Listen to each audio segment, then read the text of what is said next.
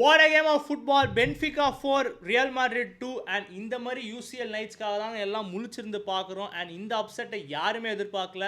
José Mourinho the special one திருப்பி ஒரு வேலையை பார்த்து மொத்த வேர்ல்டையும் அவரை பார்க்க வச்சிட்டாரு. ஏன்னா இந்த பர்டிகுலர் வின்னால் பென்ஃபிகா லாஸ்ட் ஸ்பாட் பிடிச்சி இந்த நாக் அவுட்ஸ் குவாலிஃபை ஆகிறாங்க. அண்ட் இது மட்டும் இல்லை, ரியல் மேட்ரிட் டாப் 8லேருந்து இப்போ கீழே வராங்க.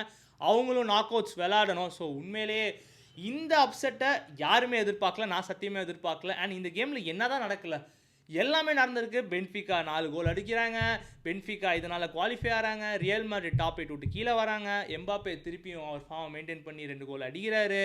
அண்ட் அவங்களுக்கு பாவலிடிஸ் ஒரு கோல் ஒரு 2 அசிஸ்ட் போடுறாரு. நிறையா நடக்குது. அண்ட் முக்கியமாக ரியல் மேட்ரிட் 2 ரெட் கார்டு வாங்கி கேமை 9 மேனாக முடிப்பாங்க.